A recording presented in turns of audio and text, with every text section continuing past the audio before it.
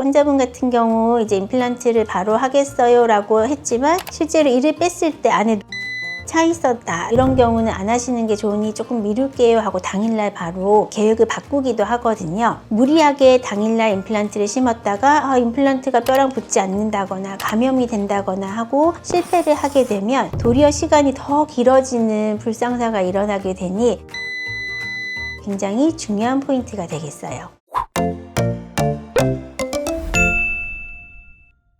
안녕하세요. 25년차 치과의사 여러분의 치아 건강 지킴이 유경쌤입니다. 여러분, 제가 지금까지 임플란트 치료 수술을 수없이 해오면서 환자분들께 가장 많이 듣는 질문이 하나 있어요. 그건 바로 이거 언제 끝나요? 언제 밥 먹을 수 있어요? 라는 질문이거든요. 아무래도 이가 빠진 상태로 며칠, 몇 달을 지내시는 게 일상생활에도 불편하고 남들이 보기에도 좋지 않고 마음이 급해지시는 거 충분히 이해합니다. 하지만 빨리 하는 것보다 훨씬 더 중요한 거는 제대로 한번 해서 평생 오래 사용하는 거 아니겠어요? 그래서 오늘 영상에서는 치아를 뽑고 나서 언제 임플란트를 심는 것이 내 잇몸과 잇몸뼈에 가장 안전한지, 그리고 도대체 언제부터 제대로 식사를 하실 수 있는지 그 시기에 대해서 25년 노하우를 담아 아주 자세하게 알려드리겠습니다.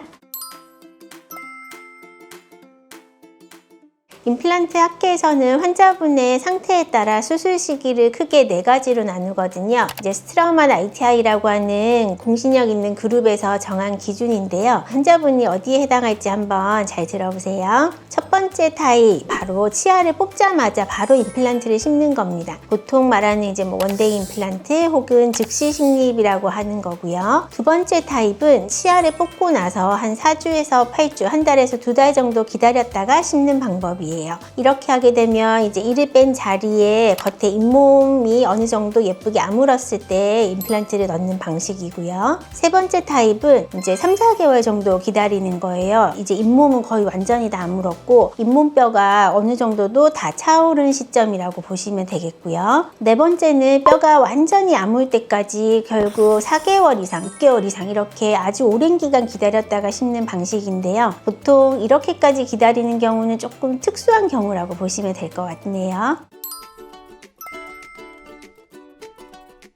자, 그럼 나는 언제 임플란트를 심어야 하고 내 상황에서는 어떤 타입이 적절할까 궁금하실 거예요. 사실 이거는 정답은 없고요. 같은 입안에서도 자리마다 다 다르다고 보실 수 있어요. 결국 케이스를 잘 고르는 것, 어떤 방식으로 할지 잘 선택하는 것이 중요하겠는데요. 하나씩 짚어드릴게요. 먼저 당일날 심는 타입, 이를 빼면서 바로 임플란트를 넣는 경우에 가장 중요한 조건은 고름이 없어야 된다입니다. 치아 뿌리 쪽에서든 아니면은 잇몸 쪽에서든 염증이 너무 심해서 누런 고름이 쑥 올라오는 그런 상태에는 임플란트를 하지 않으시는 게 좋아요. 예를 들어 저 같은 경우에도 환자분 같은 경우 이제 임플란트를 바로 하겠어요 라고 했지만 실제로 이를 뺐을 때 안에 누런 고름이 차 있었다, 이런 경우는 안 하시는 게 좋으니 조금 미룰게요 하고 당일날 바로 계획을 바꾸기도 하거든요. 무리하게 당일날 임플란트를 심었다가 임플란트가 뼈랑 붙지 않는다거나 감염이 된다거나 하고 실패를 하게 되면 도리어 시간이 더 길어지는 불상사가 일어나게 되니 고름이 안 나온다는 게 굉장히 중요한 포인트가 되겠어요. 보통 당일날 바로 이제 임플란트를 하는 경우에는 이제 사고로 이가 빠졌다거나 치아가 금이 가서 부러졌다거나 이제 충치는 심한데 뿌리는 튼튼해하고 잇몸뼈도 아주 깨끗하고 이런 경우가 되겠거든요. 또 약간 특수한 케이스로 말씀드릴 수 있는 경우는 앞니예요. 앞니 같은 경우에는 사실 이를 빼고 기다리게 되면 앞니 바깥에 싸고 있는 굉장히 얇은 뼈가 로스되어 버리기 때문에 기다리는 게 사실 손해가 되는 경우들이 좀 많다고 보시면 돼요. 그래서 앞니인 경우에는 누런 고름이 펑펑 나오는 상황이 아니라면 미세한 염증 정도에서는 즉시 식립을 하는 게 유리하다라고 의사가 판단을 하는 경우도 꽤 많이 있죠. 그리고 앞니에 임플란트를 이제 바로 넣었다, 이런 경우에는 이를 뽑은 공간과 임플란트 모양이 똑같지가 않기 때문에 빈 공간이 필수적으로 생기기 마련이거든요. 그런 부분에 뼈 이식을 하는 경우가 많다는 점, 그것도 한 가지 고려해야 될 상황이에요. 그러다 보니 앞니 임플란트를 할 때는 아무래도 추가적으로 뼈 이식을 하는 비용이나 이런 것들이 들어갈 수 있다는 점 기억하시면 좋겠어요.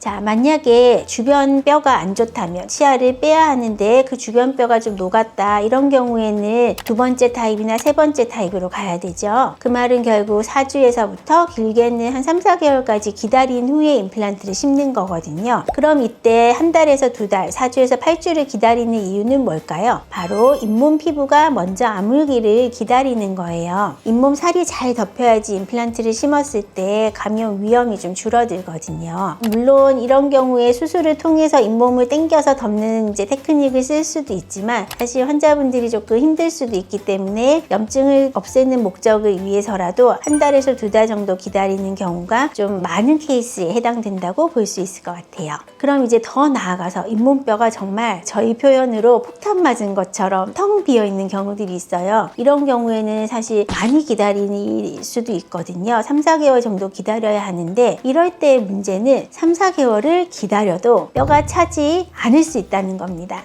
나는 뼈 이식을 너무 하기 싫어서 오래 기다릴 거야 라고 생각을 하시지만 실제로 기다리는 경우에 무조건 뼈가 찬다고 보장을 해드릴 수가 없는 게 사실이에요. 뼈가 녹은 상태의 형태에 따라서 예를 들어 치아를 뺐을 때 잇몸뼈가 한쪽이 이렇게 무너져 있는 경우들은 잇몸뼈가 차더라도 이렇게 비스듬히 차오르거든요. 결국 이를 뺐을 때 염증 상태라든지 뼈가 무너진 정도, 뼈가 무너진 형태 등에 따라서 어느 정도 기다리는 게 유리한지를 의사들이 잘 판단해야 하는 문제가 되겠죠. 만약에 한쪽 뼈가 다 무너졌을 정도로 상태가 심각하다면은 사실 기다리는 기간을 무조건 오래 가져가는 것만이 능사는 아니고 어느 정도 뼈가 찬 후에 뼈 이식을 해서 전체적으로 환자분이 식사를 하실 수 있는 그 시기를 조금 앞당겨 드리는 거를 고려해 보는 것도 한 가지 선택 포인트가 되겠어요.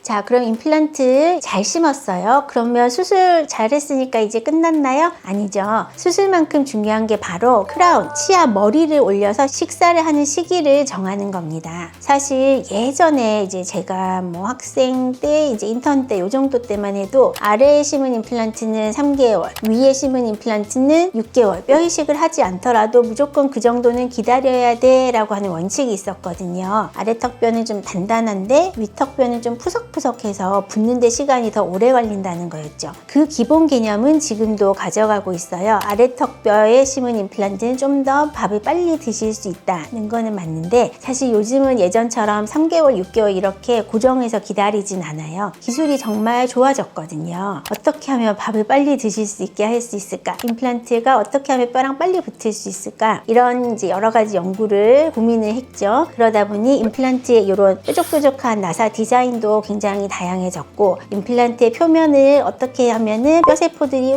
좋아하게 몰려들게 만들까, 이런 표면 처리 방식도 만들어지면서 임플란트에 뼈가 잘 붙고 피가 잘 돌게 해서 요즘은 옛날처럼 오래 기다리진 않아요. 사실 뼈 상태가 좋다면은 빠른 경우에는 두 달 이내 6주에서 8주 정도면은 이제 치아 크라운을 올려서 식사를 하실 수 있게 만들어 드릴 수도 있거든요. 그러면 뼈가 좋았다 그러면 제가 임의로 이때 밥 드세요 라고 크라운을 만들어 드릴까요? 아니에요. 이때 제가 꼭 사용하는 장비가 있는데 바로 오스텔 멘토라는 장비예요. 임플란트에 이렇게 진동을, 기계적인 진동을 줘서 얼마나 단단하게 붙어 있는지 수치로 보여주는 기계거든요. 이 수치가 이제 60 후반, 70이 넘어가면 이제 식사를 하셔도 될 만큼 튼튼하게 붙었구나 라고 객관적으로 판단할 수 있는 거고요. 그때 임플란트 크라운, 머리를 올려드리게 됩니다. 감으로 하는 게 아니라 과학적인 수치를 보고 결정하는 거죠.